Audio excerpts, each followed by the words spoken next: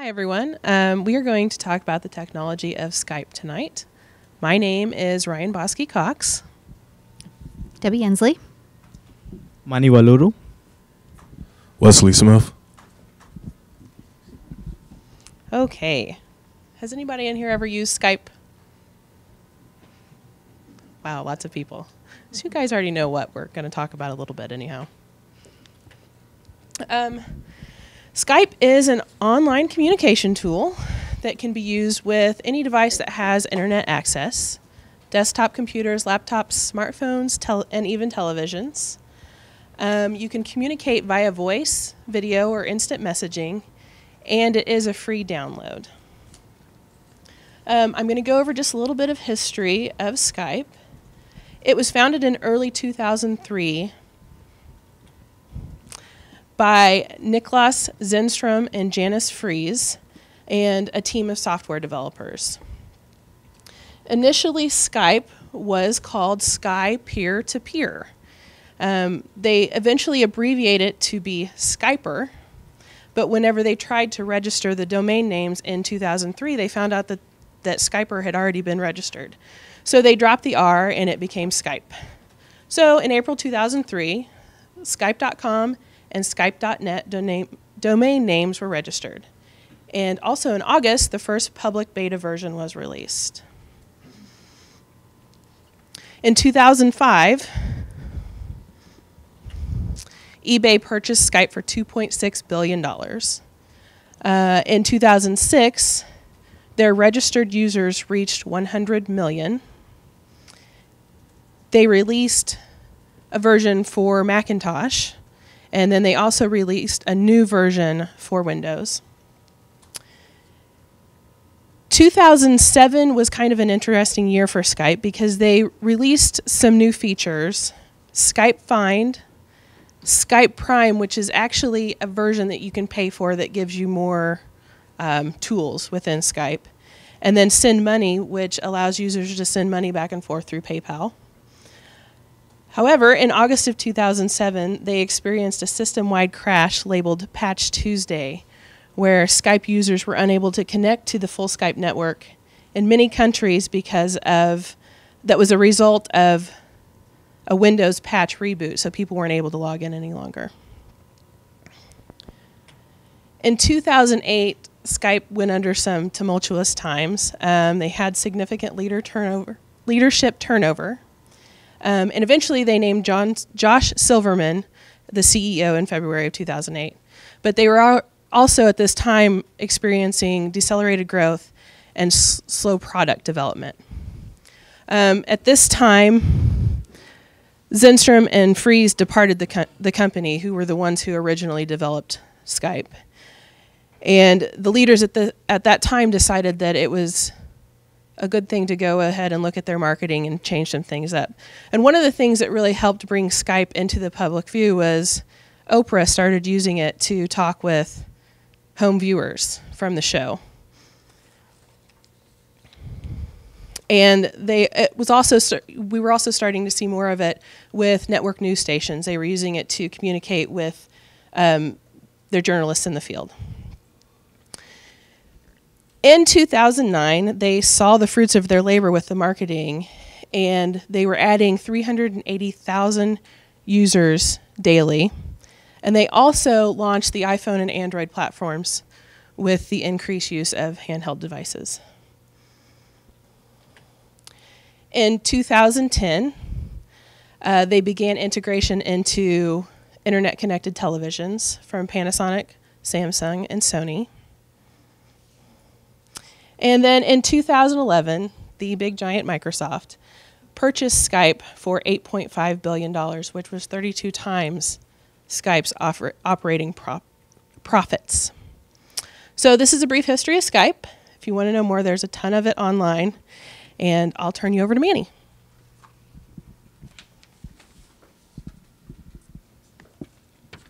Coming to the working of Skype, it consists of two machines in the network, like an operating host and a supernode. And the operating host is a computer at the regular user who has the app installed. And the supernode is the end part of the ordinary host. And the supernode must connect to the ordinary host, and it automatically registers itself with the Skype login server, which is successful, and the all IP addresses and the login information and passwords are saved in the login server. Coming to the Skype integration with other technologies like Apple technology and Microsoft technology and Facebook. Coming to the Apple technology, Skype it allows you to call like video calls like iOS bring chat, address book, and file sharing and status updates.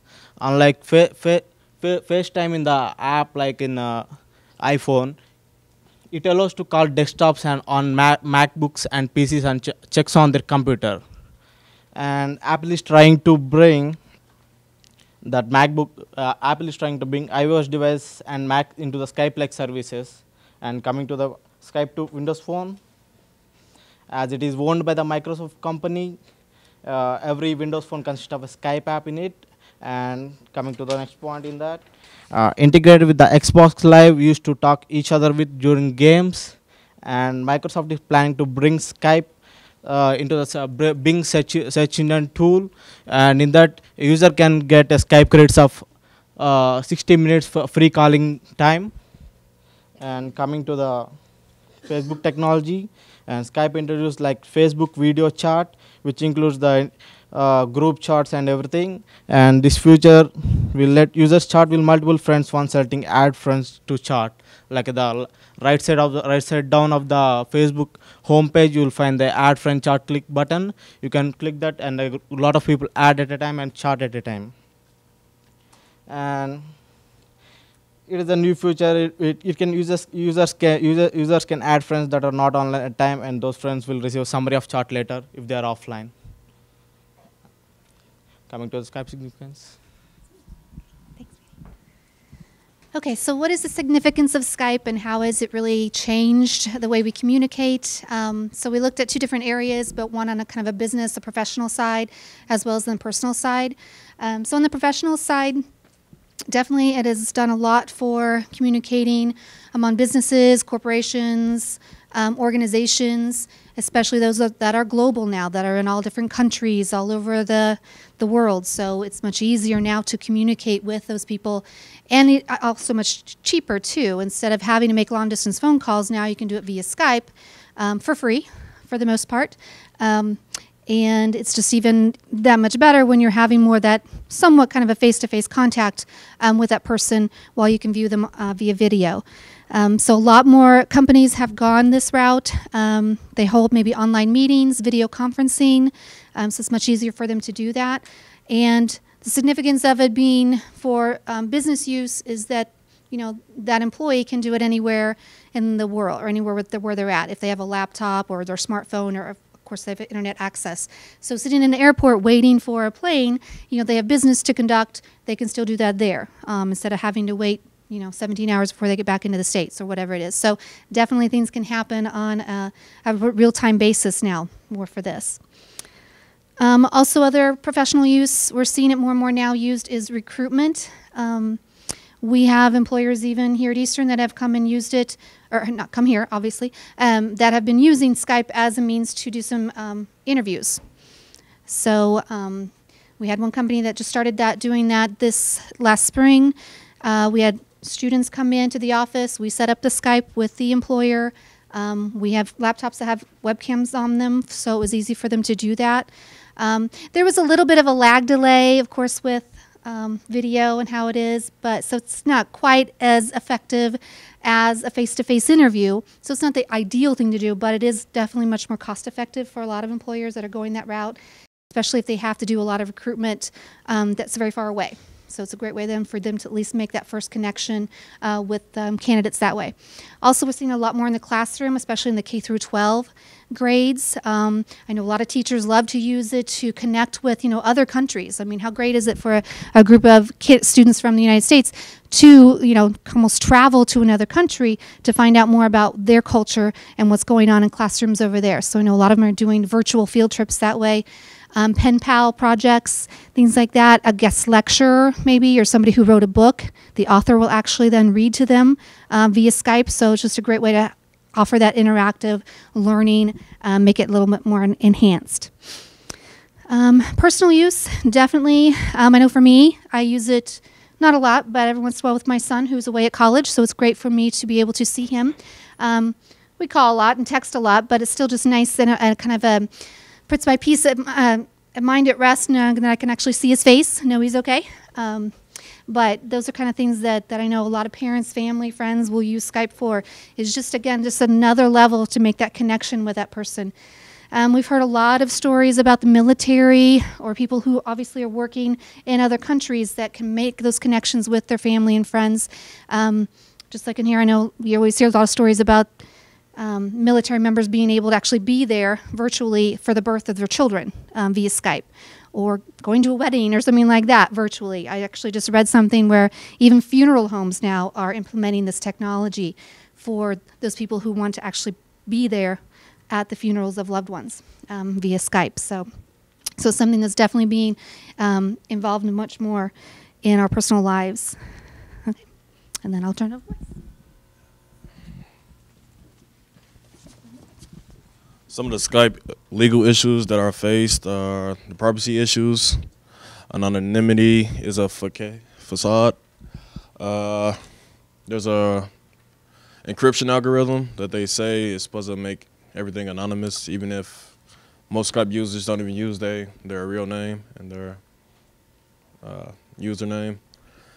But it is possible to put a watermark and trace it. Skype sends traffic even when it is turned off. Skype has a backdoor built into it, which means that it can update even when you're not connected. Others can listen in on conversations. This it hasn't happened yet here, I don't think so, but there are reported cases in Eastern Europe where it was developed. Communications assistant for law enforcement. FCC wants Skype to participate in wiretapping of FBI, and they don't have phone lines, so they say that they don't have to. Patent issues. eBay owns patents for peer-to-peer technology and just ownership. Pros: communication opportunities, free service and download, ease of access. The cons are privacy, quality, and security. Quality, you already know. Skype doesn't have the best quality for video or sound, but they're slowly improving. The future trends, hopefully you can access full HD and use it in online classrooms as a permanent fixture.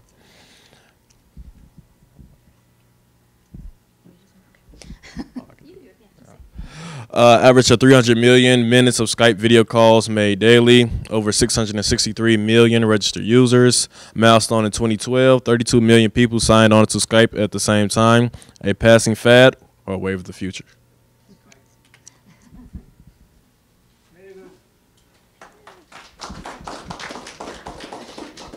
That was my question. Any relation between this and video conferencing at all? Yes. What is the relation? It's used in the same manner, just a different company. So same principles but different company. Yep. Video conferencing started before Skype, I think. Yes. Okay. Other question. There are 3 questions to go. Yes. Number 1. Is there a difference in the quality of the video associated with Skype versus video conferencing? Because video conferencing is profit-based. I mean, when I was in business, we had a video conference. We knew we were dishing out a lot of money every time, but Skype is free. Is that what we're seeing, that money is affecting the quality of the video? Yeah, I don't really have any idea. I mean, I would almost think that could be possibly a reason. I don't know, like, well, I was thinking like the go-to meetings, but those are not necessarily always video, but I guess they can be. I don't know that I've really experienced any of those, but yeah, those seem to have a little better quality. Definitely sound quality. I don't know so much about the video, but yeah, I don't know. It could be the reason. Yes, another question. How does Skype make its money? If it's a free service, like I downloaded it once. You want to do it? Skype does offer services that you have to pay for. They have advertisers. Advertising. and for calling them, we have to pay for certain little cost. And you can call a landline, and that's also one of the services that you have to pay for. Landline or mobile across Okay. the whole. Okay. Another question? No. Yes. Yes. Actually, the video calling which we see in Google Chrome and Facebook, like as you said, so is it the Skype technology which they use? Because the video conferencing quality which we get in Google Chrome and Facebook is better than the Skype. I mean, I'm talking about the free version. It's better than just Skype. So is it the same technology or the new one? Well, it's they own their own patent to the technology that they do have, so it's slightly different in the manner that it was put together. The encryption algorithms using IRS and whatnot. But basically it does the same thing, just in a different manner. The streaming is the same like Skype or different streaming, or is technology is stream or what? It's streaming video. So Skype could be streaming. Okay. Okay. Another question. Yes. I'd like to comment on this. Like in China, the usage of Skype is banned because they are not sharing the IP address, it seems. And during the 27/11 attacks, like Mumbai attacks, like an hostage crisis, the terrorists used the Skype technology to communicate with the with the other persons. Like since it is a potential threat, I don't know why they are not accessing the IP address to the other countries. Like only some countries in Europe, they are allowing the IP address to scan for the federal agencies. Like the main server is in the Denmark, and Skype has their own policies to share the information. So that's the reason. Other questions? Okay, why don't we give them a hand?